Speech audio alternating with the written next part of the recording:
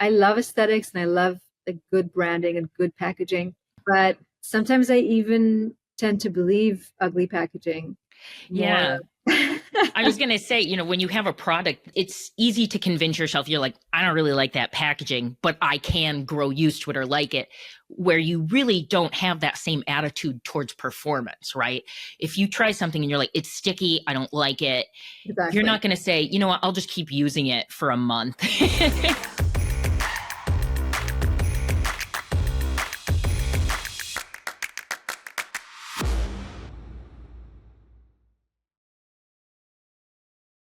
Hello and welcome back. What makes a beauty brand truly iconic? In this episode of Demystifying Cosmetics, we sit down with the visionary behind Studio Koniak, a leading force in beauty and wellness branding since 2005. Known for blending strategic thinking with bold creative expression, Studio Koniak has helped shape the identities of some of the industry's most compelling brands. And with that, I'd like to introduce you to today's guest, Nurit Koniak, a branding expert, branding lecturer in design academics in Tel Aviv and Jerusalem, and the owner of Studio Koniak, a boutique creative studio focusing on strategy, branding, art direction, and image making for the last 20 years within the beauty and wellness space. Nurit has helped to develop brands like Il Maquillage, Spoiled Child, Genio, Wesper, and Precise Hemp Solutions. Welcome, Nurit. Hey, Jennifer. I'm very excited to have you on and to speak about a lot of the work that you've done that has been iconic and well known. And so, really want to start with hearing about your journey and what inspired you to start Studio Koniak and how that journey has evolved over the past 20 years. Okay, so first of all, thank you for having me. It's very exciting to be here today. I'll tell you a little bit about the business. So I started my studio shortly after having worked in branding firms here in Tel Aviv. I graduated Bezalel Design Academy in Jerusalem, and I was always very much drawn to the marketing world and everything that's around it. I think branding really spoke to me because it seemed like a very emotional space that you're able to touch many, many people. Mm-hmm. And I felt that it was almost like a virtual bridge between commerce and culture. And I loved it. So it felt very natural to start there. I began with like a few clients in fashion and hospitality, and things grew very, very fast. This was like back in 2005. And, since then, a lot has changed. Yeah. The studio shifted more towards beauty and wellness, which is what we're going to talk about today, pharmaceuticals, and also categories like design and art. And, I think that it's very interesting to look back and to kind of think about how we've evolved as a studio, but how also like the world of marketing has really changed and everything that has to do with the pace of things really significantly changed and moves a lot faster, and you need to be very resilient and strong, and to kind of find yourself rise above the noise. Yeah. And I know we didn't talk about this beforehand, but it just came to mind when, you're speaking about how things started and where things have gone, the access, right, to information and digital media, social media, has that changed the scope of what you now do in terms of before maybe it was a lot of print and real physical nature to now really thinking about how to design things for a digital experience? Yeah, definitely. I mean, I think that when we started, the brand book was like the Bible of brand. Like I remember handing over brand books of like 90, 100 pages, and that was like the Holy Grail. And, when we spoke of social media, even in the beginning, it was kind of like a side thing. Yeah. It was considered very much inferior to the work around brand. And there was almost like this very strict division between, the areas that are considered like, even a campaign was considered to be something that you would invest more than on social media. And I think that we've seen the borders really kind of like fade out. And now when we speak of digital experiences, we don't make that division anymore. We definitely see how it's trickling down, and when we, in fact, work with a client, we have to touch upon social media, and we see it as another tier, which is very major and very much, like it's actually very experiential, and significant to the brand. Yeah. I think what's interesting is I attended a conference called Beauty Accelerate maybe 5 or 6 years ago. And the information there, even feel like is a little outdated, because part of the conversation was how digitally native brands have customers become either loyal because of consistency in, that's an iconic brand, this is what I use, here's the smell, because 80% of purchases were still being made at a store, right? And it's just very interesting to think about how, potentially outdated that research is just within a very short period of time. So it's really been, an acceleration for sure. Yeah, I think when you talk about consumer goods, it's night and day. Like when I think about, work that I've done in 2006, maybe some of, some of the essence of the work is still there in terms of the strategy and how we develop the brand. Yeah. But I think we think, as branders, we think in a more animated way. We think in a more engaging and digital, and everything is moving and not just physically. I think we really need to sort of reach out to the consumer, in a way that could feel, almost like physical and visceral, but digitally. So I think that's a big challenge, and yeah, that completely changed. And it's actually when thinking about it, it's a great ride to be in, to Yeah. experience that transition throughout one's career. Yeah, for sure. And I think that leads nicely into, a strategic branding approach and how you try to balance strategic thinking with creative expression to build visually compelling, and yet business aligned brands. Yeah. So I think like it's a great question. I don't think there's like one recipe or one technique.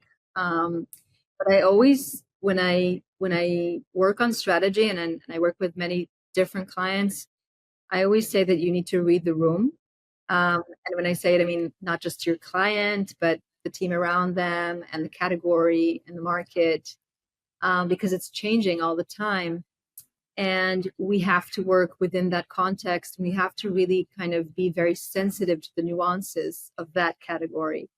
So it's kind of like a very precise alchemy per situation. There's no Yeah. like one, I don't think there's one technique.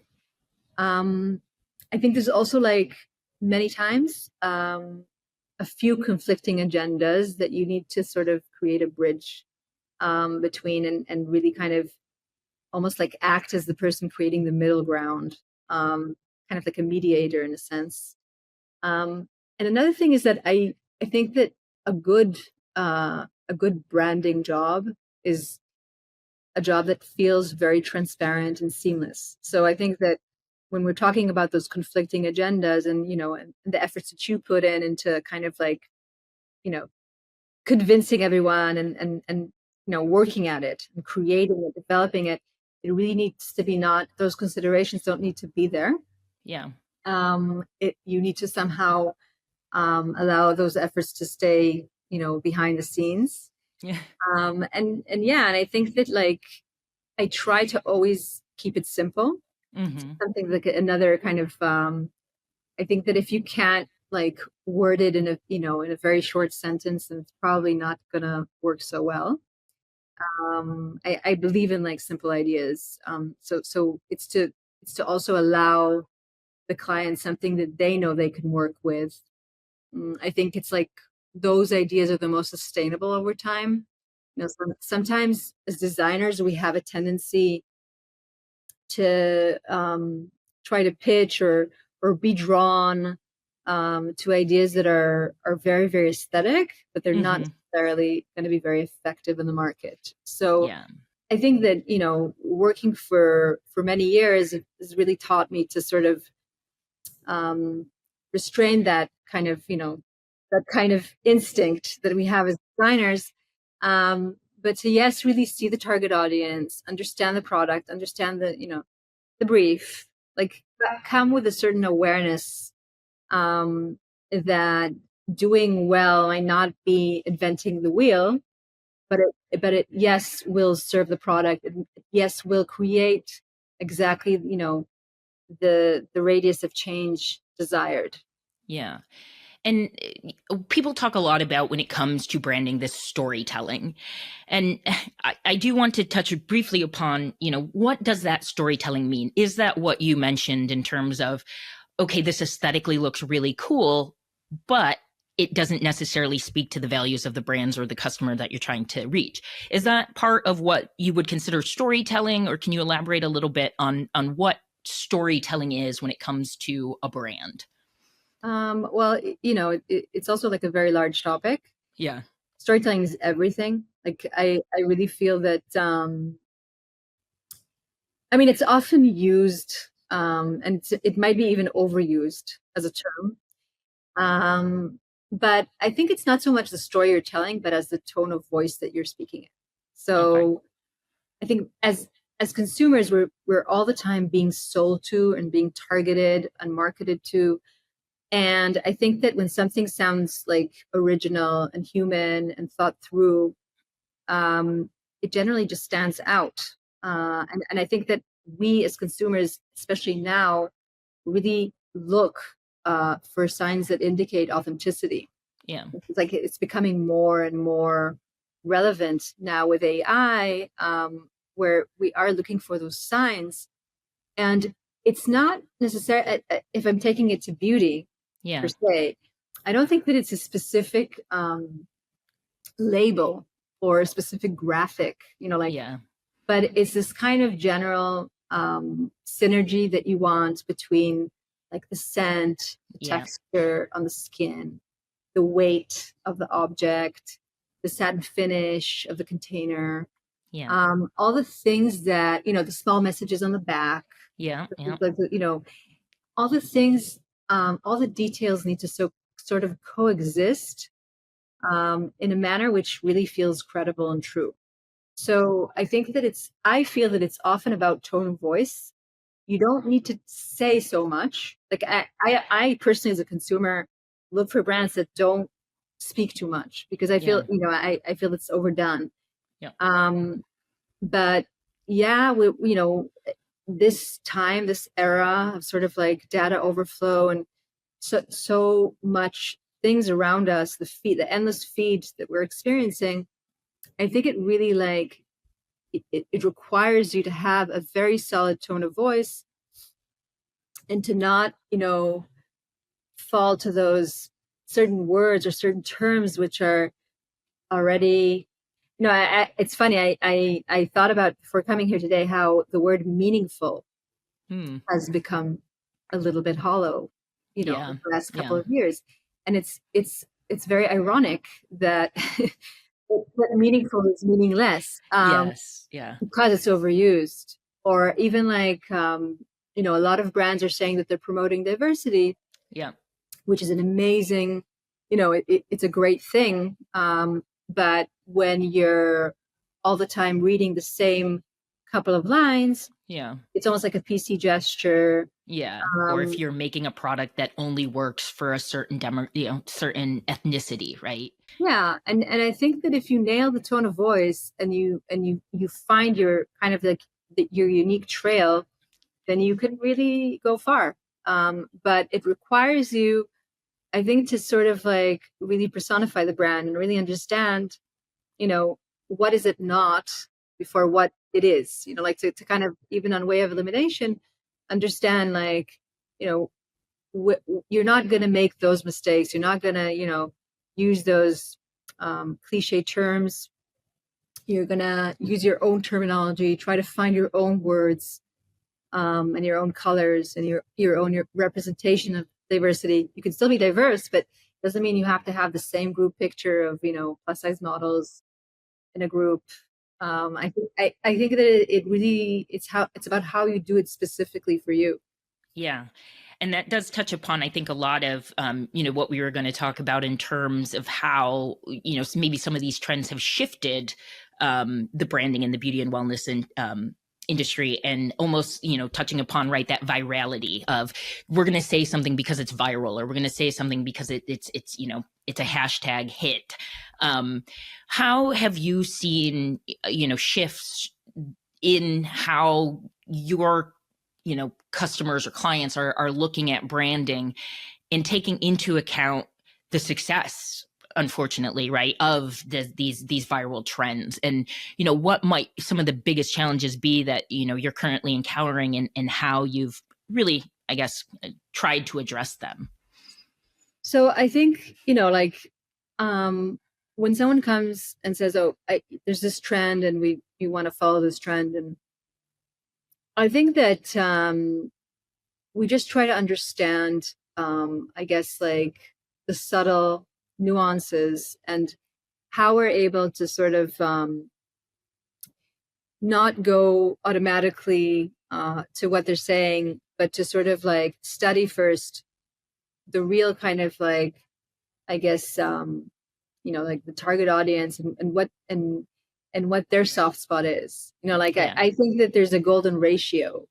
There's a reason that trends are trends. Like it ultimately it does tie into like greater things, and changes, and even like anthropologically speaking, I think that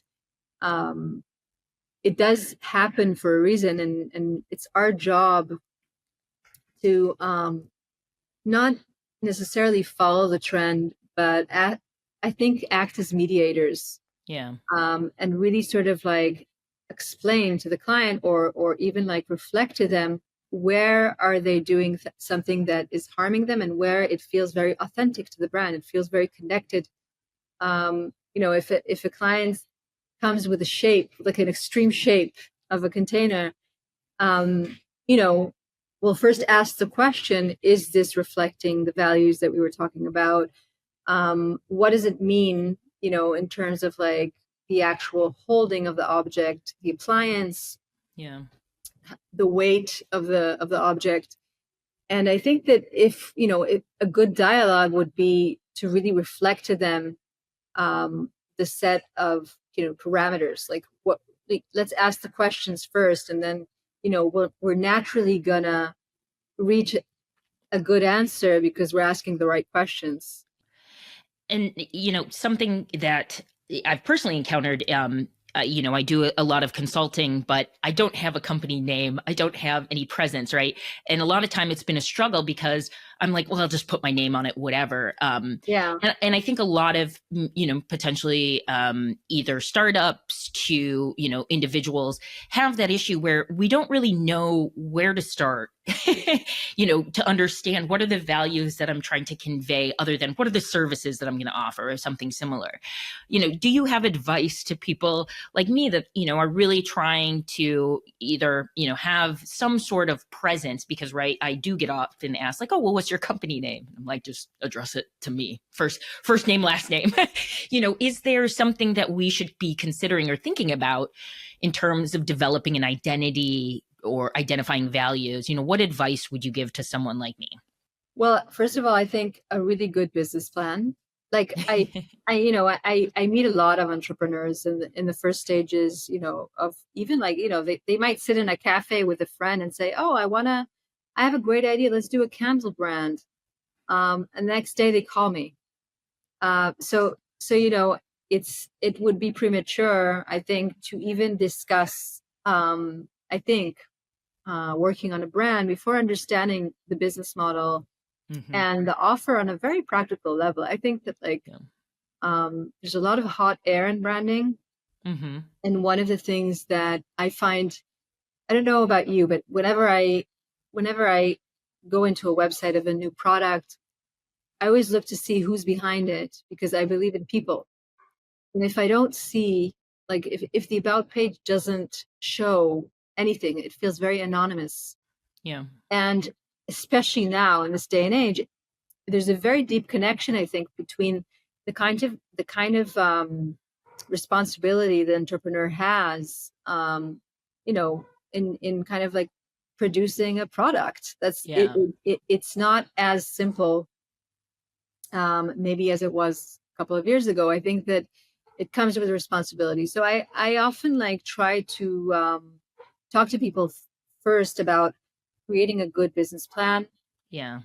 and understanding the product intimately before you package it. So what I mean by intimately is if it's a formula or if it's something that needs to be applied or kind of like gain the experience of using it or having people used it Mm-hmm. before deciding on the color of of the container, Yeah. because there's something about kind of like this interaction with the audience and with whoever is using it, or even with the business. We brand businesses as well, but I often say, like, first you have to have an actual business running or some kind of a model for you to have the insights.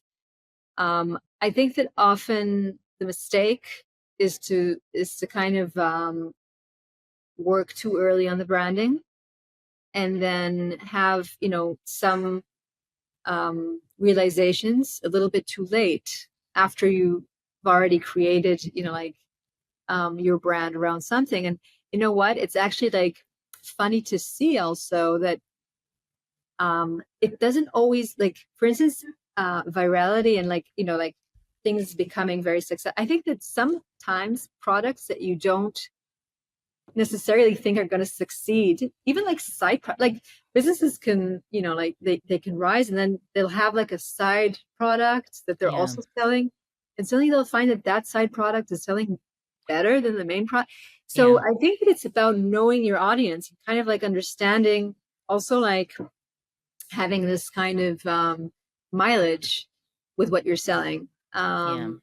So in that sense, I think when you're doing it in the right phase, then it's excellent. Yeah. And I think going back a little to, what you mentioned about authenticity, tone of voice, and the about you, what struck me when you said that was, sometimes I actually don't look at that about us or about you section, because sometimes I feel as if that's an area that maybe founders use for self-promotion, and it sometimes diminishes the impact that the greater team is contributing, right? Like, great, I had this great idea, but really in reality, all of these people have helped this journey along the way. And so curious to understand, when you think about branding and people come to you, how much you need to incorporate a combination of humility, but also understanding that the process, and it almost seems like you're a branding coach sometimes. Right, where someone comes to you and you're like, great, that's great product idea, and these are the things that you need to think about. Yeah. How much is it also a lot of almost this education for a founder, right, to have the responsibility, either ethically, or have a disciplined approach to recognize that these are the things that truly will matter to succeed. It's an interesting question. I think that, like, we're all a little bit therapists. Like, I think that there is a side to it. There's a side to it because you're coaching for sure. I think that people, they need your guidance, and they, because also, like, you have the experience, you've worked with other companies, how was it with them? Like, Yeah. you can actually give them some form of perspective. And I think that I- when I heard you ask the question, I thought about dialogue, and I thought how crucial dialogue is, and how in general it's a kind of art form to really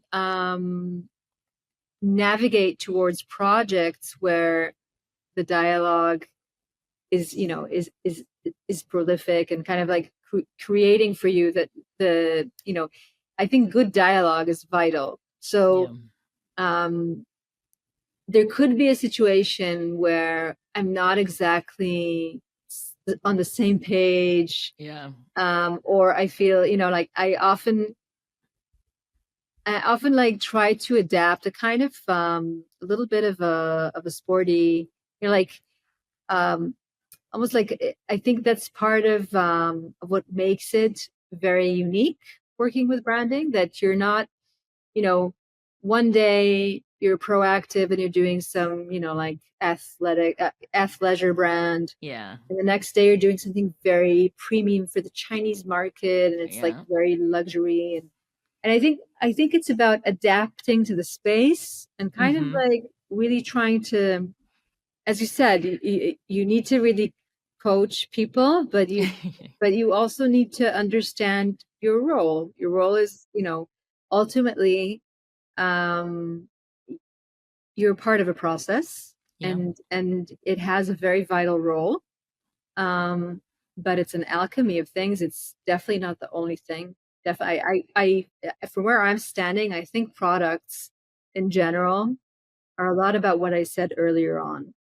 For me, when I test a cream or when I try on a new beauty product, it's a lot about how it feels. It's a lot Yeah. about the scent. It's a lot about, it's true that packaging can impact that, but sometimes, like for me, I love aesthetics and I love like good branding and good packaging, Yeah. but sometimes I even tend to believe ugly packaging more. Yeah.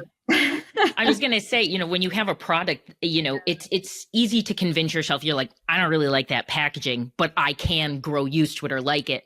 Where you really don't have that same attitude towards performance, right? If you Yeah, try something and you're like, it's sticky, I don't like it, you're exactly. not going to say, you know what, I'll just keep using it for a month. I mean, some people might, but the majority are not, right? It's a very instantaneous emotional feeling that is very hard to kind of shift or alter versus packaging, which may or may in color and text may or may not be the first reason you potentially buy something, but it can be subtly shifted and Yeah, changed. yeah. And sometimes when you find a product that's not necessarily well packaged or well designed, and it's actually really good, you feel like you have the best kept secret. You're like, oh my God, I have to tell you about this product. Not many know this. It's ugly, but it's actually really good. And so I think there's an interesting psychology to that, in Yeah. general, that it's also about accessibility, and kind of like this balance act between exclusivity and inclusivity. How much you want to be accessible? How much do you want to create something that that from the beginning has a very exclusive, premium-y feel to it? Yeah. So these are all very interesting considerations, and they're part of what we do. Okay, real quick. Raise your hand if you have dealt with active instability. If you have ever opened a jar of retinol cream and smelt an off odor, or noticed your formula went dark brown, chances are you are dealing with active instability. It's never fun when the formula you've been working on goes south and the due date is only days away. That's why we've encapsulated the trickier ingredients to work with so you can kick the stability struggle to the curb. From retinol to vitamin C, we make it easier to work with those ingredients that typically give you that 3 p.m. headache. The cellulose shell shields the active from outside exposure. Things like air and light that are likely to cause active breakdown, giving you the power to create stable and effective formulas without the trial and error. Ready to quickly create effective skincare formulas? Discover Tagra's Cellucaps line by going to tagra.com/cellucaps. So, have you encapsulated yet? Now back to the show. So we've had some conversations that have been really insightful, and looking at beauty branding as not just aesthetics, but really a mirror for evolving cultural identities, political landscape, and consumer expectations. And this is something that you've given lectures on, and I would say maybe are passionate about, are very interested in, and very attuned to. And so, want to really touch upon a lot of, especially given the current state of things, how you're seeing these geopolitical shifts, nationalism, and a combination of that with consumer psychology shaping branding from color schemes, topography, or typography, messaging. What have you observed? A lot, but I'll say in general, like it's always fascinating to see how that topography and color scheme, and it's all reflecting kind of like the time that we're living in. So there's always like a very close relationship shapes, colors, and generally aesthetics. They don't, it's not a vacuum. They actually absorb a certain mood, and they show us the world around us. And I think what you said about, well, we spoke about this earlier. There is a mood right now, globally. It's a difficult one. So it's almost like a certain rise in tension, and a kind of heaviness, and you do see design reflect that. So one of the things that I've noticed is that if in the beginning of the 2000s there was like a very kind of I think shift towards Swiss design, which was very elegant and almost like this like modernism proportion, and something that was very at the time considered like the right design. Yeah. I think now forms are growing thicker, almost like big is the new small in a sense. Yeah. So proportions are more grotesque. You see it in packaging a lot. All these like amoeba shapes and things which are deliberately a little bit grotesque. And also color schemes are becoming more extreme. Of course, it's not only this. There are a couple of things that you see ongoing. But it's really kind of mirroring the weight of the moment, because you can't not see a connection between this, Trump and the rise of, even in Europe, the rise of nationalism and all the subject of war. It's really affecting the choices that we make, and it's fascinating to see it because it's really all around us. And do you think that these choices are intentional, or do you think there's, a psychological element that people are not aware of? So, for instance, if somebody asks me what my favorite color is, I'm somebody that doesn't have a favorite color. I'm usually like, I've been wearing lots of blues lately.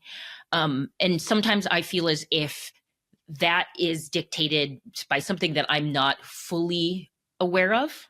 Right. And maybe then my choice in design is not as intentional as I hoped it would be. Do you feel as if brands are doing this intentionally, or because there is that, overwhelming, kind of feeling and experience that we are all going through right now, that this is how it's manifesting? Wow. I think it's really interesting to ask that, because it actually ties also to the subject of trend, and we don't know where that border crosses. Like, I don't know exactly if it's trend or if it's even like a subconscious decision. Because sometimes when I see something, I register it, and then I don't even know, but it's in the back of my mind, and I'm drawn to it. But I can tell you that one of the things that I think about a lot is like conflict aesthetics, because the world is currently full of conflict, and because I live also in a war zone, I think that in general, I tend to think a lot about how it influences everything that we do. So, it influences how I sleep and how I eat, and the everyday dialogue with people. And I think that in general, it also makes you kind of even like appreciate life more in a sense, because you don't know what's going to happen tomorrow. So it's almost like sometimes I feel that the design is becoming more extreme, because there's no time. I mean, to make a statement, it needs to be fast. And sometimes I think that it makes you think about your kind of role in social impact, and kind of like having this responsibility to really drive change, like within where you're living. But I think the subject, it has many facets to it, because like in a sense, you don't necessarily need to be in a war zone. Even if you read the paper, and all the headlines are incredibly extreme, everything is so extreme at the moment, that sometimes you go back to design and you feel that it's like a form of escapism. Like, so you treat it as one. And then I think it's a very interesting psychology, but I think that like it definitely affects our choices. The world is going through a phase right now. I think that we're probably gonna come out of it, and Yeah. but it's definitely affecting design. It's definitely affecting how we, how we relate to it, for Yeah. sure.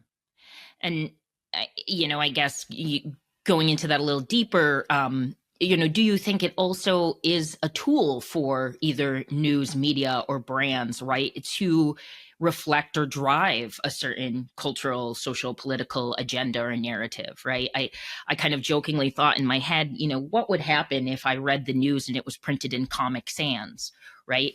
Or, right, how credible would I think that source is? How much weight would I put into that message versus a different font, right? Or if I see red, am I associating that with more extremism? Do you think that this is also a tool potentially for, as you mentioned, a role in bringing messaging to people in a way that has a deeper resonance, I guess? I think we're now at a time where we're kind of stretching the borders. We're seeing, like, I think in general, Trumpism and it's not just Trump. I think that in general, like, um, populist, I would say, like, leaders. Yeah. It's almost a world where I think entertainment and politics are being enmeshed together. Yeah. And the fact that politicians even, like, uh, you know, tweet or X their agendas is surreal to me. Like, Yeah. I think that it's, as you said, the Comic Sans comment is very relevant, because it's almost like, um, it's losing credibility. And then you often ask yourself, what's real? Yeah. How can I believe something? What makes it real? And I think that's the biggest question, the role of design in that. And, it's way off consumer goods and beauty, but it's actually, like, all related in a sense, because um, we want to believe, we really want to make the right choices, the right leaders, the right movements. um, and it's becoming harder and harder. So it's whether you're choosing the right, like, skincare product, or you actually feel like the words have weight. Yeah. Things have lost weight, and that's in that respect. And then yeah, I guess in a sense, our role as designers is to keep that, sacred, and to try Yeah. to not, have that, diluted so much, and become part of the show, part of the entertainment. It's everything is like, it's like a show. So Yeah. it's pretty bad. Yeah. And I think there is, when we talk about something like sustainability, even when it comes to food, but even in beauty and wellness, right? This kind of made locally, or even micro trends, looking at what's trending in, again, I'm just going to use the United States because, geography is familiar to Yeah. me there, but, what's trending in California versus New York.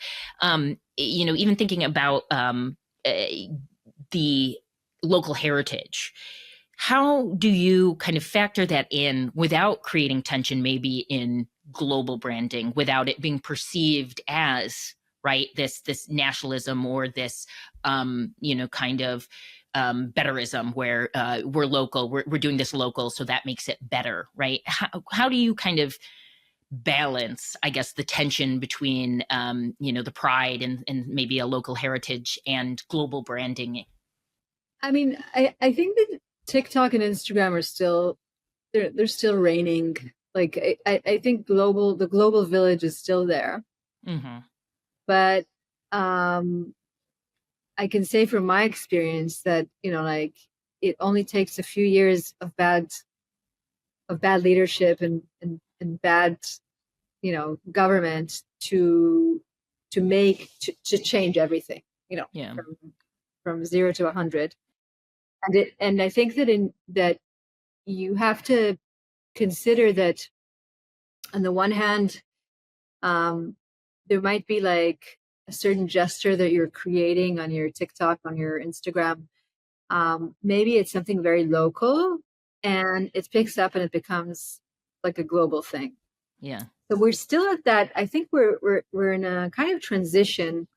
It's, in my opinion, it's going to take a few more decades, because countries need, in order for what you spoke about, nationalism, in order for it to really kind of be felt, there needs to be a policy where you're closing in and you're kind of, you're basically like detaching from the world. I think we're experiencing it more than you are in this part of the world because it's more extreme. But for sure, I can tell you that that it's still considered something very naive. The local approach. It's not, as long as it's not coming from a limitation. It's coming from a choice, and it's really about, I think, the motivation behind it, and how, if that motivation is positive.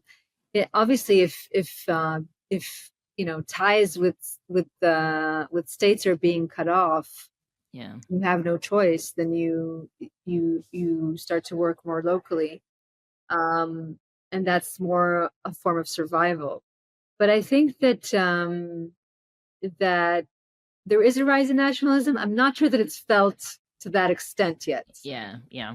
Okay. It's something that I recently actually experienced, and then, curious to understand how your origins play into what you do. I had a woman that contacted me for some work in basically creating products for ethnic hair care, kinky coily hair, and it was a little bit of the elephant in the room question where she said, why do you think you're equipped to formulate products for a demographic that you are not a part of? And I thought that's a really good question, because the number of times I've been infuriated by a man creating a product designed for a woman saying, well, they don't have the perspective. And I kind of said, yeah, that's a great question in terms of the experience of being in that community. I don't have that, but what I do have is a technical expertise in evaluating the chemistry of something and applying it. And so, was really curious how being in Tel Aviv and being Israeli, how that plays into, how you maybe approach global branding, or how customers approach you, and how you either showcase that, or, how that interplays with a lot of what you do. Yeah. I mean, I think it's a great question. First of all, I'll say that, like, we've considered relocating a lot. And it's always a question because, even from a political point of view, you ask yourself, do you want to stay in a conflict zone? Do you want to stay in everything that goes with that package, the government and its policies? But Tel Aviv is very, very dear to me. I grew up here, and it's unbelievably unique and diverse. I think, unlike many other cities. I mean, it's very expensive, and it's not, it's got its issues, but it's also like a kind of multitude of experiences, the people, the flavors, the styles. It's very, very rich. And I think that also, like, there's something about the people here, which, because they've gone through so much, they kind of live life in a very vivid way, in a very kind of, like, they party hard. They're very, they're taking it, they work hard, they play hard. Yeah. And I've been demonstrating for, I think, 2 years now. Like, it's really, like, it's been a very difficult time.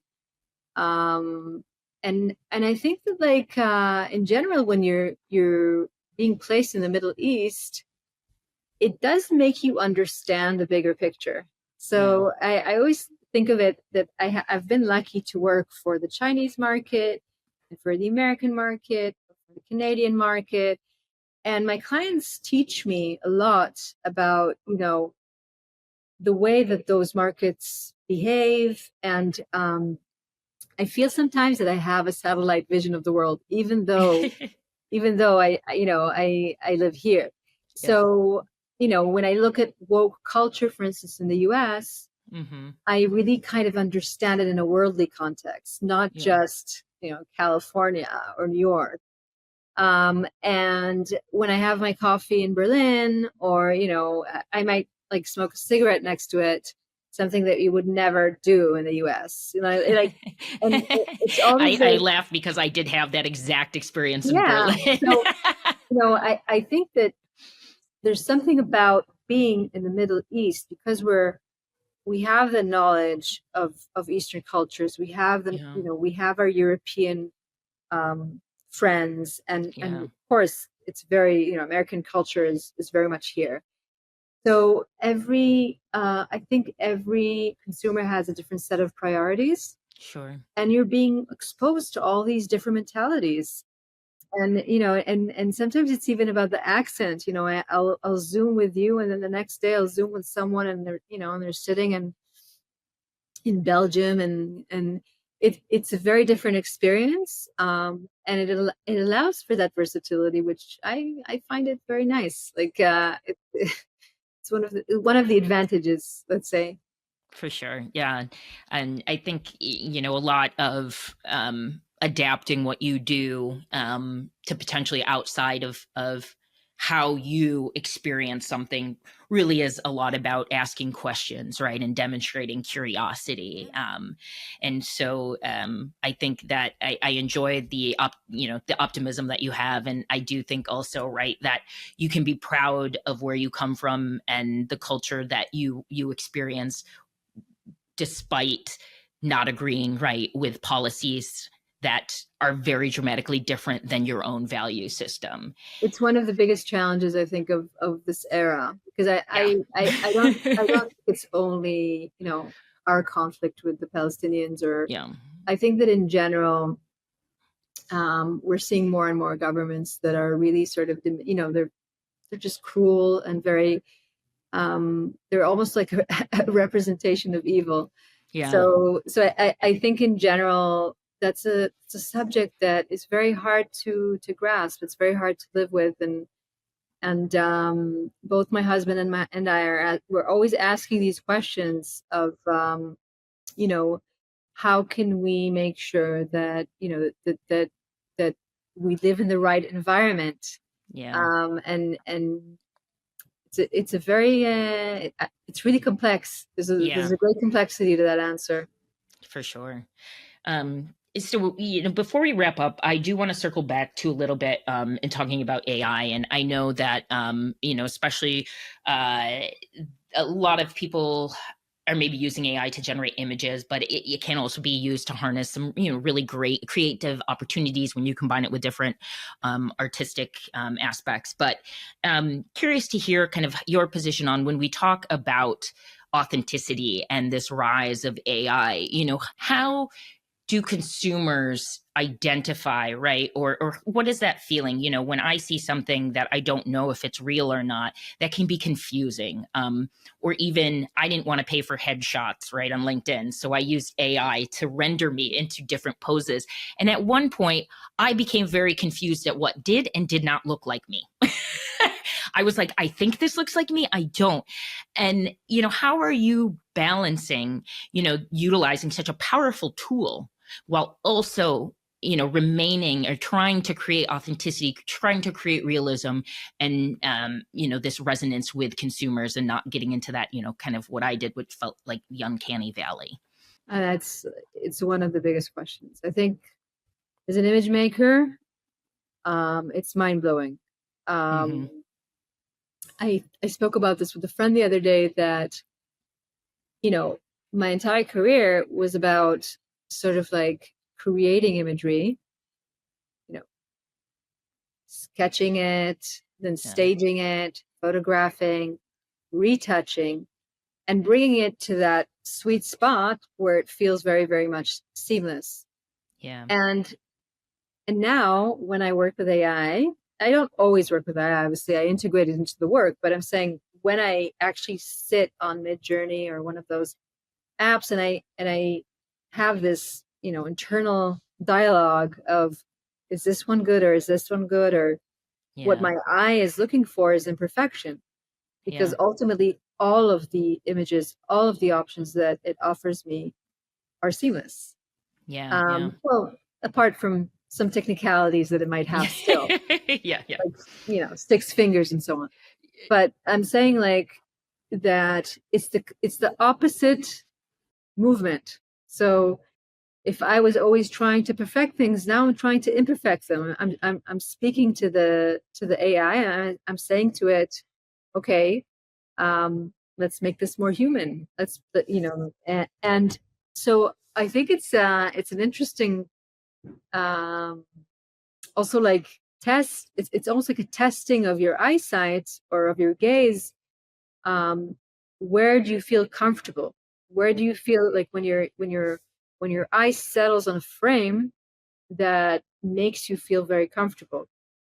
And that is a very, I think, subtle thing. Mm-hmm. I think for us art directors, it's a new challenge. Yeah. It's a new challenge. It's also about understanding how AI can actually complete your work rather than replace it. Yeah. Yeah. Because you cannot argue with the amazing advantages that it brings, that you don't need to have this entire creative crew around you. Yeah.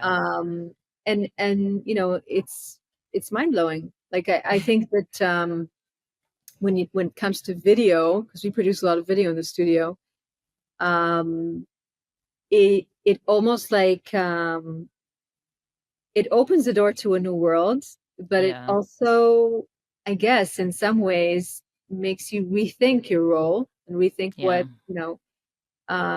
where are kind of like your red lines and what Yeah. you won't do. Which, for us, like even in a sense of good taste, we're often like saying no to AI because it's tacky or because it's not, we're trying to look for our own voice within Yeah. that tool.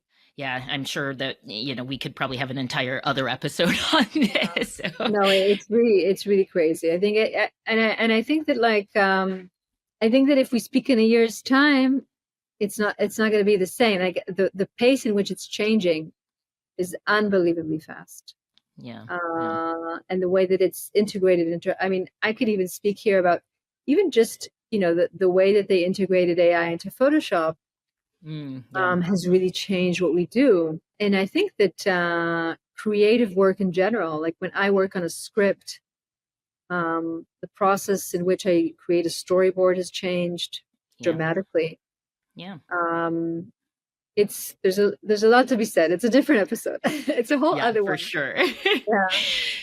Well, thank you for being on. To wrap this up, I would love to hear from you. What inspires you creatively, and what are you excited about seeing in the beauty and wellness industry? Mm. Well, I'll say in general that there are a few, I think, studios which inspire me from a very kind of, like, because we're always creating and we're trying to like tap into like what other people are doing in other places in the world. Yeah. And one of them is Made Thought in London, which I feel have a very strong handwriting in what they do. And I think also within the beauty category, they're always innovating. They're always bringing in. Even I remember back a couple of years back when they did the new in the beginning, its former identity. It Yeah. was very, innovative and different and strikingly kind of like bold in a sense. Yeah. Yeah. Um, and I think in general, I'm very much like in the last couple of years, working for many, many years, but now my new love is music. So I think in general, I've started working um, in kind of like engineering the sound of the videos that we're creating in the studio. So these can be also for the beauty category or for anything cosmetic, but I find that working with sound actually has a very interesting impact on how you experience image. Yeah. Yeah. So I love to sort of kind of play with that. Yeah. And I have a couple of apps that are also AI. And then I think that really inspires me because sometimes, when you're thinking of a new brand, you're also thinking of a mood. You're also thinking of a beat, of an ambiance. So sometimes I do it myself. Sometimes I work with musicians, and it's really like a whole other realm to create in, which is so, it's always nice to find a new space. So that really inspires me a lot. Great. Well, thank you for being on today's episode. Thanks. It was great. It was very interesting, Jennifer. Thank you. Yeah, thank you.